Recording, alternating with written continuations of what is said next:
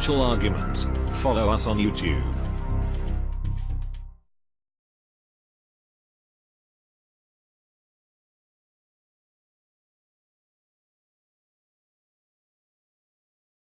Well, Eric, it's been a big week for the metals. Recording here on Thursday afternoon, and after being hit earlier in the session, gold and silver are almost back to their highs for the week and the year again. Gold trading back just under 1290, silver trading as we record here right around 1860 late in the access market here on Thursday. And we've seen big moves in the metals here really over the past week since the political scene has been rather destabilized. What's your take, Eric? Destabilized and trying to help precious metals at a time when they really needed it because they were being pressured, and that's a good thing to see, despite the fact that it's never good to see war, drums beating. But hey, take it. It's interesting to see the kind of reaction that we see to geopolitical events over a decade plus of time.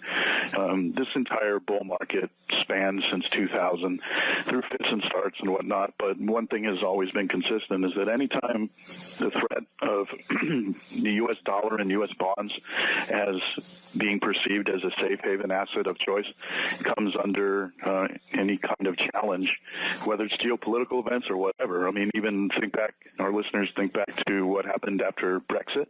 We had $130 intraday move, $140 move in gold. I mean, it's a huge move in the 24-hour period, and over the course of the following 2 weeks, that was basically sucked out of the market, and the majority of it actually sucked out of the market almost immediately, the next couple of days of trading.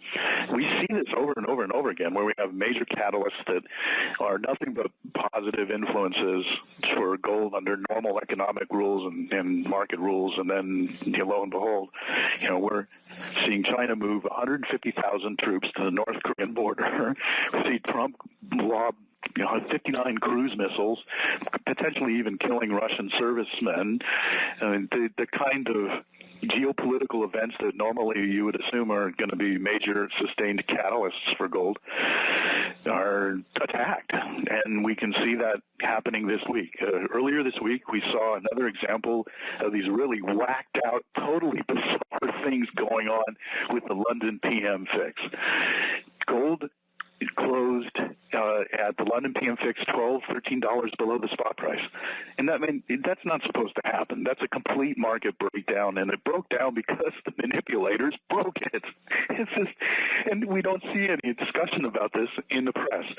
Our listeners would probably recall back in January of last year, we had that 59-cent discrepancy or whatever it was, 57 cent. I mean, I'm doing this strictly by memory. I'm probably botching it, but in silver with their PM fix in London versus the spot, that ended up being the bottom for that period, and then we took off all the way through most of the year through the summer.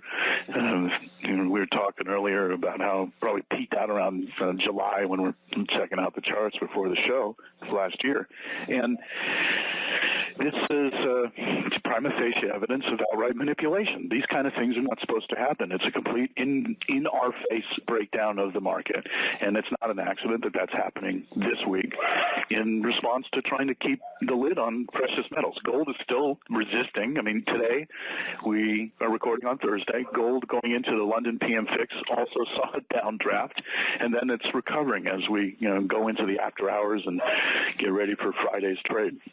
These are examples of manipulation. The miners right now are taking another period of heat where there's no reason why the miners should be selling off as much as they are today. If we look at GDXJ, for example, it closed today down $1.34, 3.52%.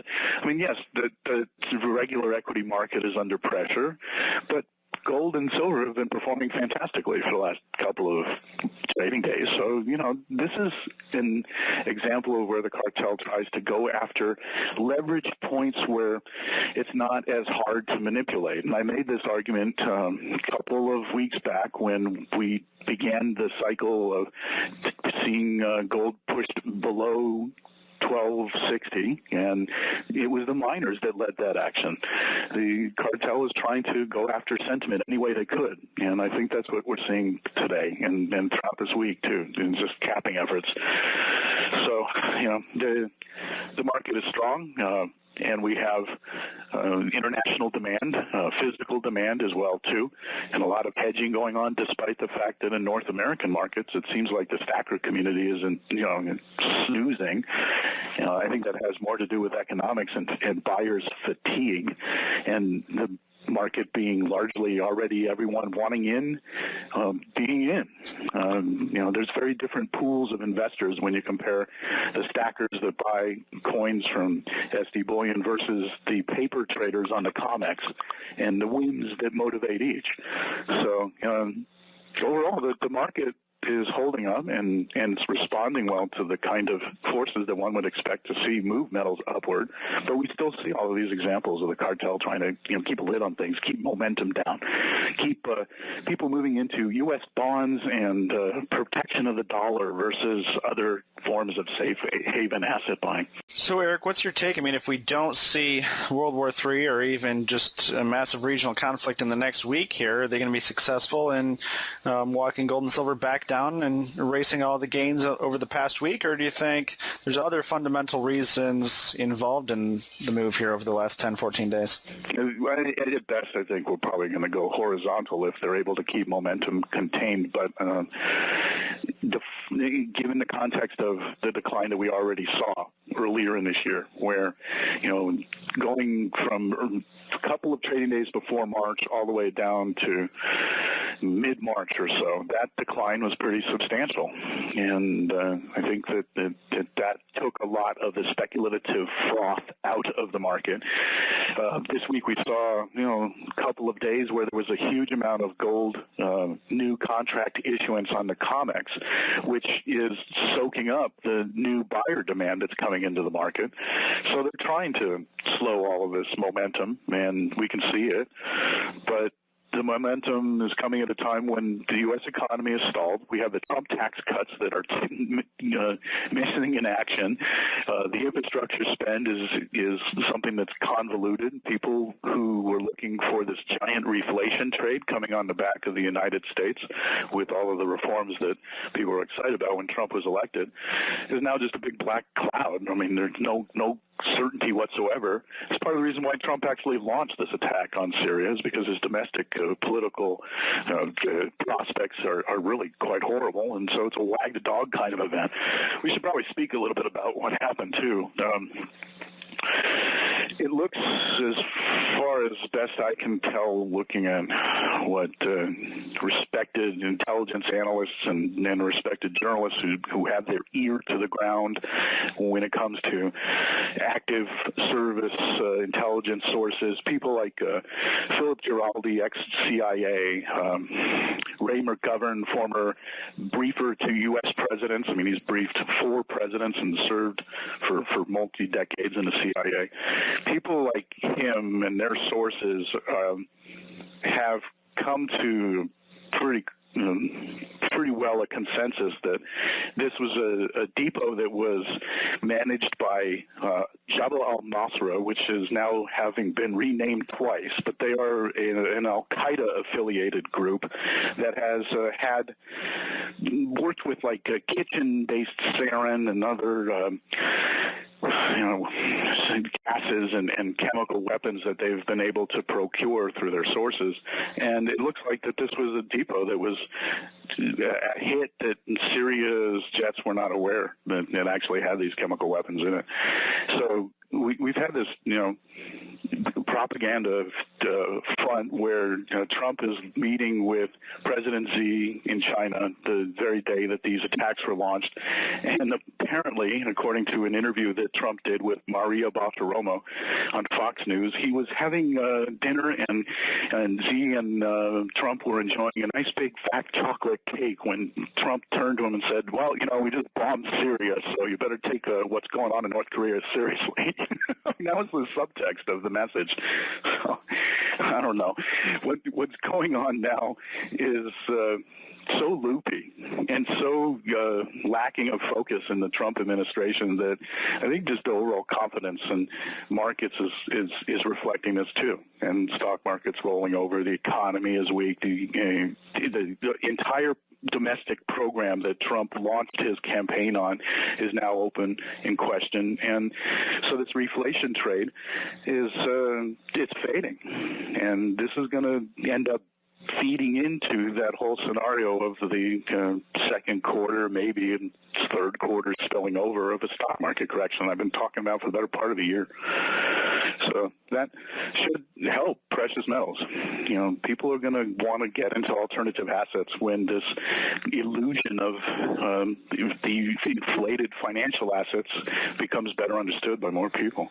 Well, to be fair now, Eric, let's take the other side of that. We're hearing reports that Kim is about to test a nuclear weapon.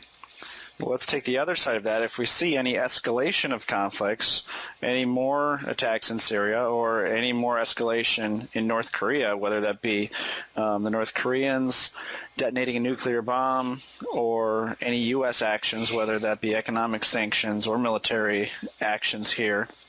We're looking at gold $12.90 right now, silver $18.60, and as you've been speaking about, the COMEX open interest has been massively increasing as new papers coming onto the market. Silver has been just recently near all-time record highs in open interest. So we're looking at massive short positions right now from the bullion banks.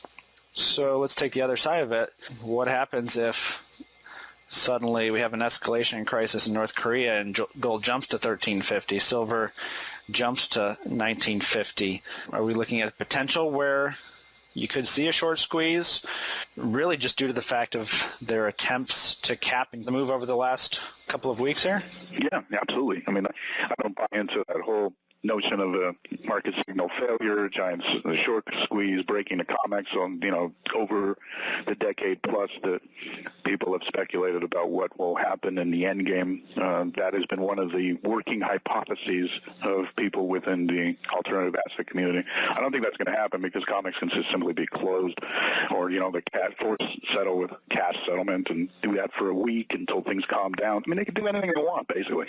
So, yeah, short squeeze in a modest respect, adding $1, $2, $3, yeah, of course we can see something like that, and we would in fact see something like that if we had a geopolitical catalytic event that was big enough to shake things up that people would not be able to stop. The market managers that we love so dearly would not be able to deal with that kind of a sudden burst of momentum. It's kind of analogous to what happened when Brexit was somewhat of a surprise. So $130+ intraday, that's the kind of thing that we would see. Now, one thing we want to touch on here, as we were kind of chatting before the show, Eric, what's fascinating to me is right now here over the last month and a half, we're witnessing probably the worst sentiment and worst demand that the precious metals market has seen probably since the financial crisis started in 2007, 2008. This market's just dead right now in the U.S. as far as retail physical demand. It's not just silver, it's gold. We were talking Gold Eagle, backdate premiums are down quite a bit, 90% silver. Eric mentioned that he took some of his 90% to a local coin shop and was offered 7% under spot this week for 90% junk silver. So that I should have sold to you. He should have. But that just tells you what the sentiment and what the demand is like right now. Looking at the U.S. Mint's numbers, the U.S. Mint sold 125,000 Silver Eagles this week. That's 10% of their mint capacity. They can mint 1 million coins a week, and they've sold 125,000. And this is a period of time when we're on the brink of war on multiple different fronts right now. It's crazy. Yeah, the international demand is definitely supporting the market, and there's buyers of fatigue in North America. The other thing, too, that we got on the horizon is on April 23rd, we have the first round of the French elections, and right now Le Pen is tied for first place. I mean, the pollsters and mainstream media in France are trying to spin the notion that she's not going to win the second round because there'll be a runoff. But, you know, I think there's a pretty decent chance that Le Pen is actually going to win, and she's very anti-Eurozone and Euro currency bloc, and one way or another, the European project is going to splinter, and the euro itself is going to splinter. I mean, the kind of macro forces that are happening in like 10 countries of the European Union are so profound and multifaceted that it's going to just spin out of control, and it's just a question of when, not if. And Eric, I have a feeling that, I mean, France is obviously not the UK, but I have a feeling that the market may have a bigger reaction were Le Pen to win than you even saw with Brexit, because the market's going to take it that, okay, this wasn't just a one-off. Now we had Brexit, Trump, and now this. Yeah. And also, you know, the pound sterling is a separate currency, whereas there is no French franc, and Le Pen wants to reintroduce the French franc. And that will basically put a wedge through the very core of the euro currency. Euro currency bloc. I mean, in time, it's actually going to be better for the euro because a German-led euro with hanger-on countries like Holland and other like Austria and Luxembourg, you know, countries like that will probably come along and be a part of the new euro union once, or the currency union once it is up and running. And that'll be a very strong currency because there will not be lesser economies hanging on and pulling down the, you know, opinion and view of it being a sound currency. You know, the big countries, for example, Southern European countries. Germany actually gets a gigantic subsidy because the euro is lower relative to the U.S. dollar and other currencies precisely because of the mixed nature of stronger economies and weaker economies all mushed together in some kind of, you know, stew that ends up, you know, coloring the way people on a global stage look at the euro currency in and of itself. If it was a more slimmed down euro, it actually would be considered a stronger reserve asset, and it would trade with a higher value vis-a-vis the U.S. dollar on a consistent bias basis. So over time, that actually might be something that after a year of trading or after a year of settling out with whatever dynamics happen when the euro begins to morph and mutate, it might even be something that'll take away some demand from gold, you know, 2, 3, 4 years further out into the future kind of scenario. But in the near term, you'll end up having a lot of people within France, for example, freaking out and wanting to buy gold because they want to make sure that they get out of their soon-to-be converted euros that will depreciate as francs against the buying power of the other products that they would buy based in the Eurozone in the rest of Europe. So that'll be fascinating to see how all of this works out. But in the near term, it definitely will be kind of like Brexit in the sense that it'll be a positive for gold, and we'll see a spike. If Le Pen wins in the first round, we'll definitely see a spike, and that'll be April 23rd. So our listeners will be behooved to keep an eye on that on the calendar. Before we wrap up the show here, Eric, let's circle back just a little bit to something that you talked about in the beginning of the show, and that was the breakdown in the London Fix this week. And just as we chatted before the show, and we recalled the event when it happened in silver last January of 2016. And again, for listeners, if they don't recall exactly, it was what, about, Eric, about 50 cents below the current spot prices that morning? Yeah, it was more. I don't remember the exact number. I think it was 57 cents. Yeah, 58 cents. I want to say that, if I recall, spot was around 14.07 at the time, and the fix came in somewhere around 13.50 or 13.51, something around there. And less than a minute after the London Fix, silver was right back up over 14, and the entire market was stunned. They didn't know what to do. I mean, lots of people lost a ton of money, those people not being the banks. But what we were talking about is, from that day, that really marked the bottom, and silver began a 6-month move higher that culminated in the hours on July 3rd in that mini parabolic move upward over 21. What was the top that night? Right around 21.50, if I recall. We were joking. I was watching fireworks and watching the markets on my phone. There was more fireworks going off on the spot charts than there were in front of me at the fireworks that night. So it'll be interesting this past week here with the gold fix. The same thing happening, that the London gold fix being $12 or $13 below the prevailing gold spot price, and then spot prices coming right back. They really have no explanation for why such a horrible London spot price. Again, was it just the bullion banks making a grab to steal as much gold at better prices as they could just because they know it's coming and because they can? They know nobody's going to do anything about it. Yeah, maybe. I mean, we can only speculate. We don't know. And this particular event has even less attention being paid to it, given that, we have all this geopolitical turmoil and stuff that is capturing the headlines. Back in the example of January, eventually the largest silver producer in Poland called for a formal investigation of the London PM fix, and they wrote a letter and then proceeded with legal actions in an inquiry because they're the ones who got hurt by that. It looks like this is just footprints that indicate how desperate the cartel and more broadly speaking, the overall policy establishment are trying to keep things together. We have markets now that are managed across the board, and the mainstream media doesn't outright deny the level of management that they used to deny. I mean, people used to joke about how anyone who would speak of a plunge protection team or a desire to prevent markets from crashing were nothing but conspiracy theorists, even though this is an executive order on the books from 1987.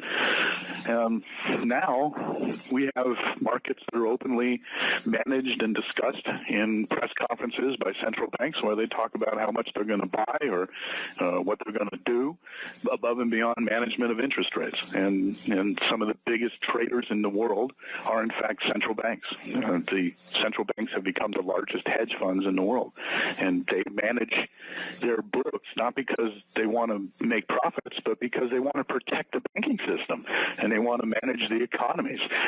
And so they manipulate markets so as to manipulate sentiment, so as to manipulate market activity and economic activity.